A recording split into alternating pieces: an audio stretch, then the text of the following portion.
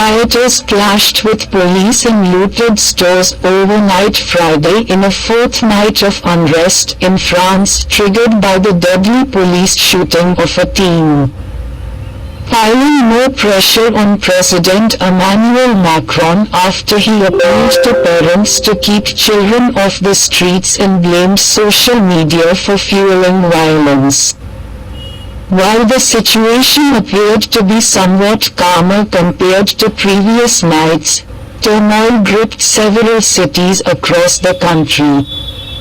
Firefighters in the Parisian suburb of Nanterre, where the shooting occurred Tuesday, extinguished the blazes set by protesters that left scorched remains of cars strewn across the streets. In the neighboring suburb Colombes, protesters overturned garbage bins and used them for makeshift barricades. Looters during the evening broke into a gun shop and made off with weapons. And a man was later arrested with a hunting rifle, police said, and in the southern Mediterranean port city of Marseille. Officers arrested nearly 90 people as groups of protesters lit cars on fire and broke store windows to take what was inside. Buildings and businesses were also vandalized in the eastern city of Lyon, where a third of the roughly 30 arrests made were for theft, police said.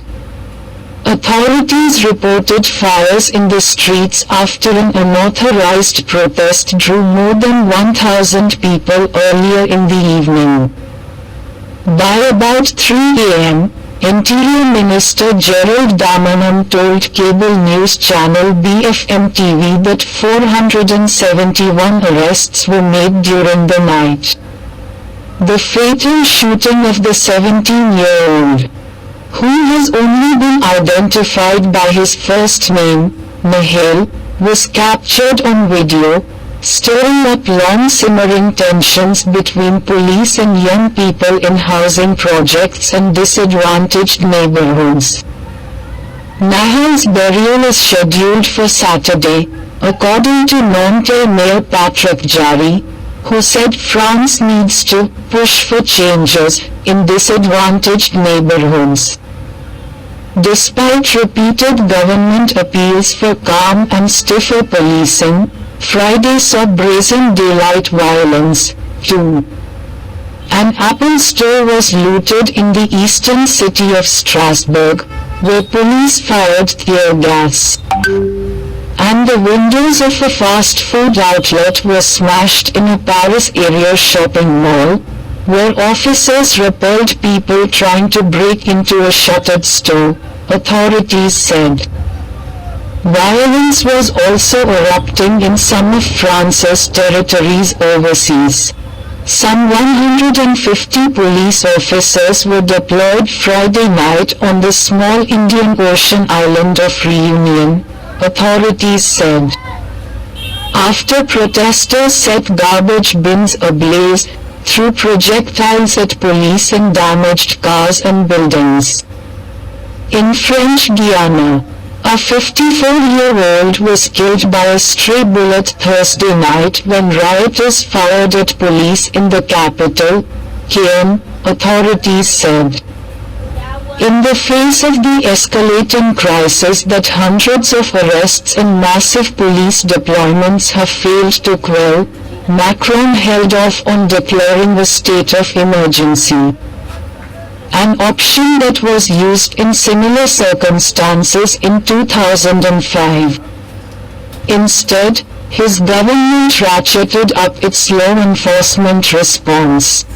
Already massively beefed up police forces were boosted by another 5,000 officers for Friday night, increasing the number to 45,000 overall, the Interior Minister said.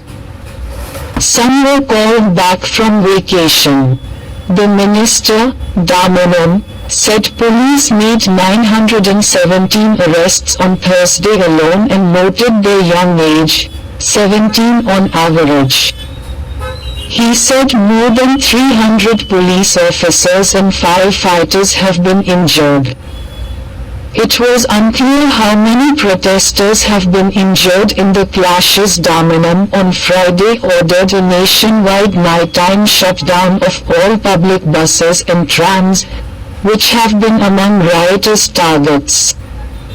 He also said he warned social networks not to allow themselves to be used as channels for calls to violence. They were very cooperative, Damanam said, adding that French authorities were providing the platforms with information in hopes of cooperation identifying people inciting violence. We will pursue every person who uses these social networks to commit violent acts, he said. Macron, too, zeroed in on social media platforms that have relayed dramatic images of vandalism and cars and buildings being torched, saying they were playing a considerable role in the violence. Singling out Snapchat and TikTok, he said they were being used to organize unrest and served as conduits for copycat violence. Macron said his government would work with technology companies to establish procedures for the removal of the most sensitive content, adding that he expected a spirit of responsibility from them. Snapchat spokesperson Rachel Ruckerson said the company has increased its moderation since Tuesday to detect and act on content related to the rioting. The violence comes just over a year before Paris and other French cities are due to host 10,500 Olympians and millions of visitors for the Summer Olympic Games. Organizers said they are closely monitoring the situation as preparations for the Olympics continue. The police officer accused of killing Nahel was handed a preliminary charge of voluntary homicide, which means investigator.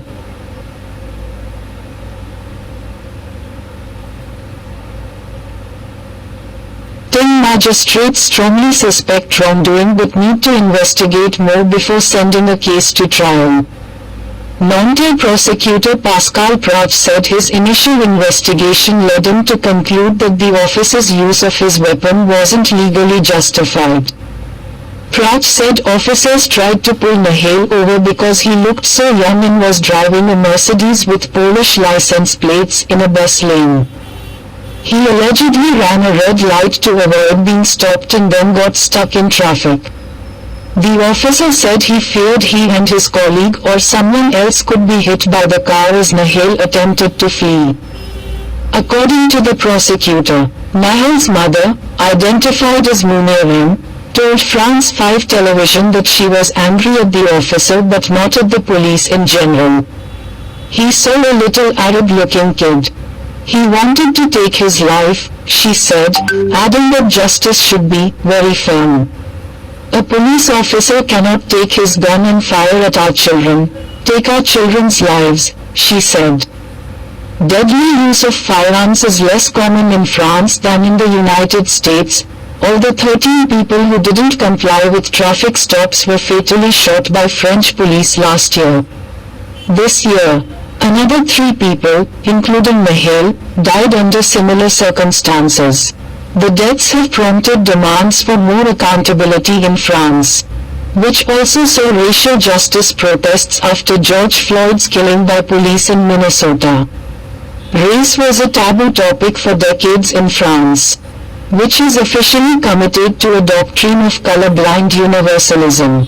In the wake of Nahel's killing, French anti-racism activists renewed complaints about police behavior in general.